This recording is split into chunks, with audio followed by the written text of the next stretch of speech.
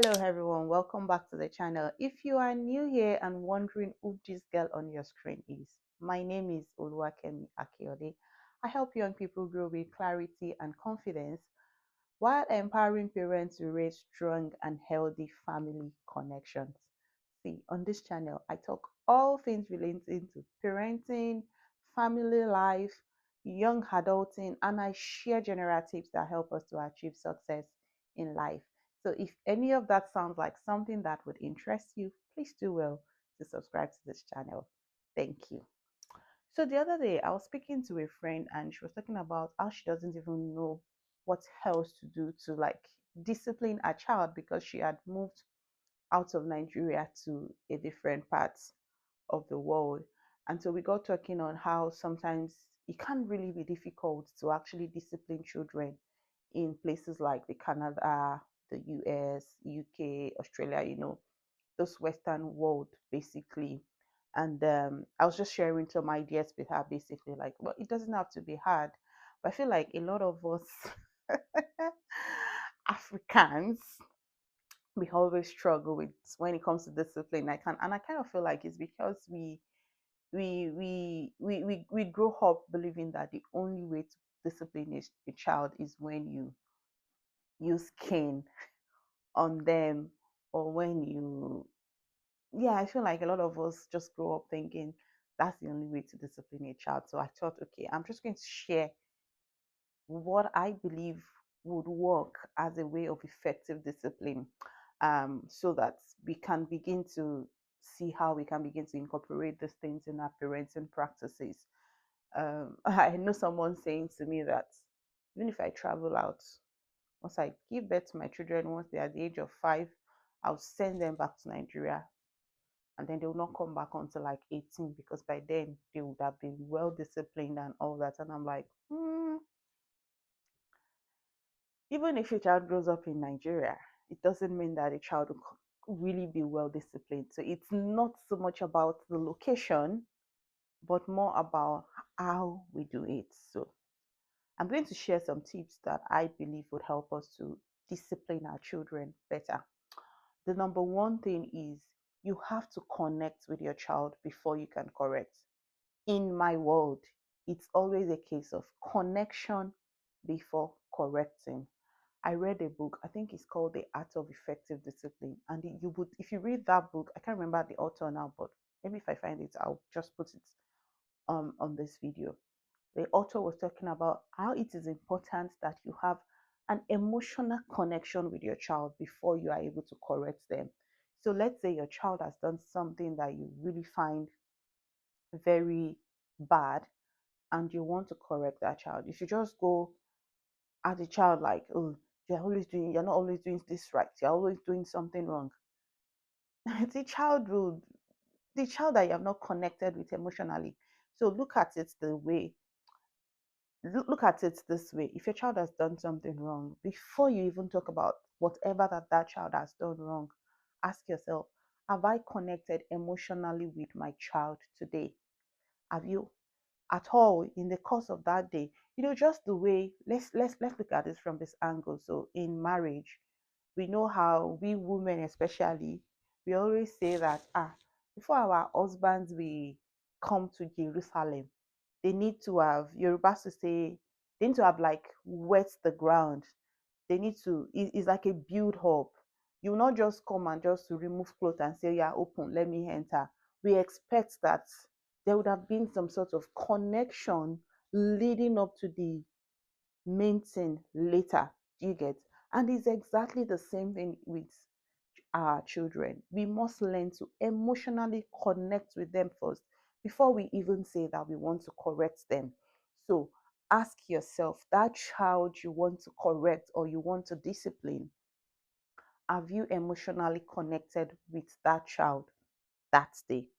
So, have I emotionally connected with my child today? Have I offered some sort of encouragement to my child? Have I smiled at them today?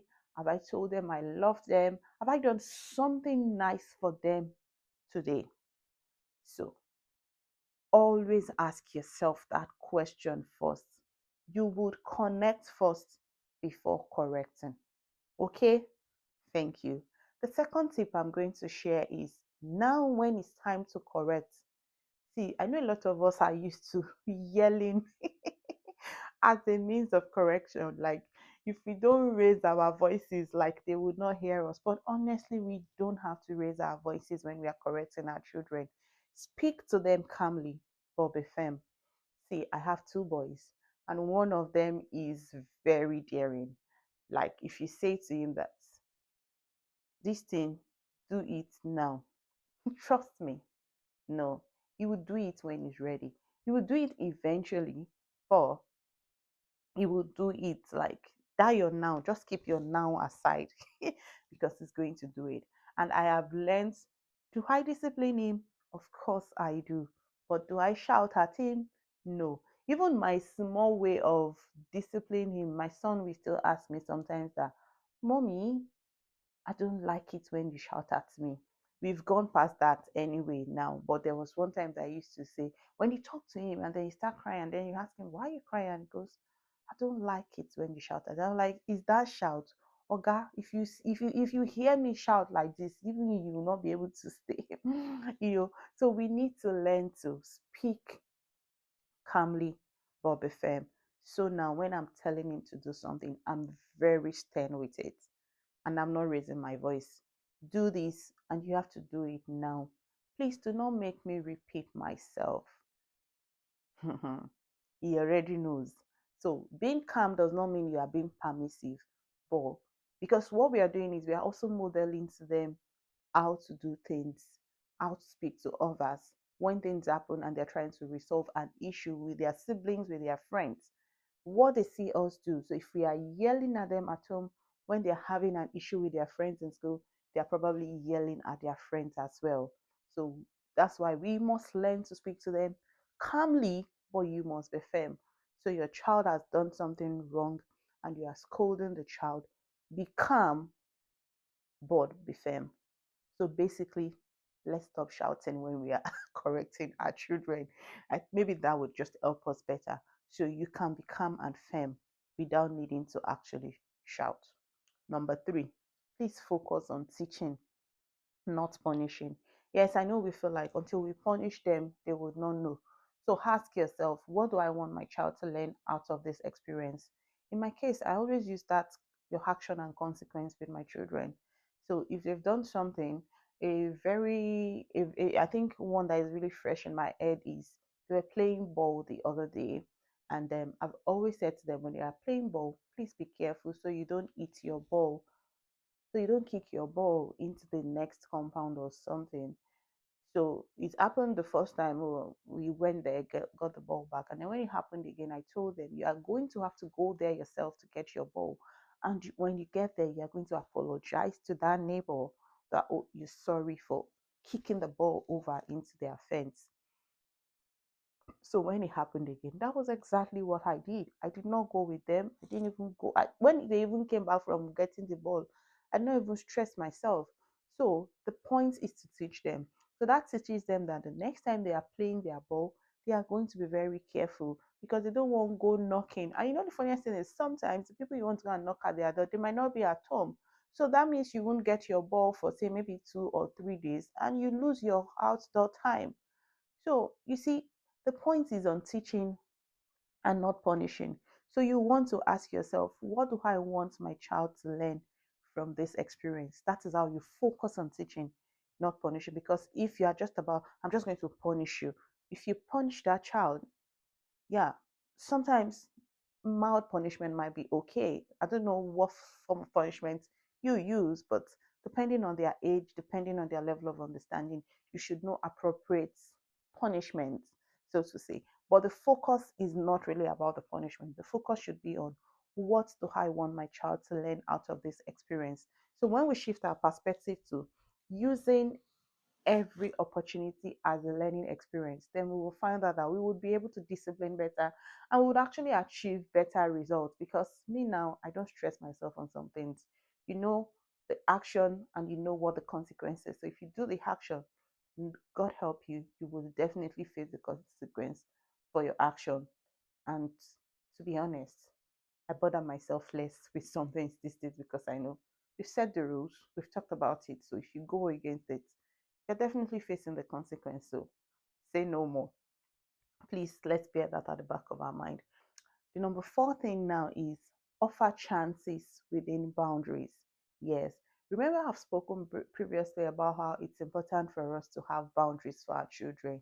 Yes. So just make sure that you offer them choices that are within the boundaries. So if they've done something wrong and if it's some of the things that you have discussed before, then you bring them, you remind them that remember when we were defining our boundaries, we already said that if you do X, Y, and Z, this is the consequence. So the choices within those boundaries that you've defined earlier, you offer it to them. So you have done this, so this is what we have both agreed on. Choose. Make your choice, you see. So you see that all of these things, they kind of like link into each other. So you cannot discipline effectively for some things if you don't have clearly defined set of boundaries. I always say it. Children need structure. Children need routine. We cannot just leave them to do things anyhow. We need to help them. They are not, their brain is not fully developed, and so we can't just leave them to do things anyhow.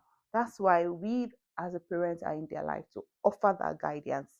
So within that, our guidance is where we are putting structure to say this is what you do at this time, this is what you do at this time. If you go outside of the things we've agreed on, this is the consequence.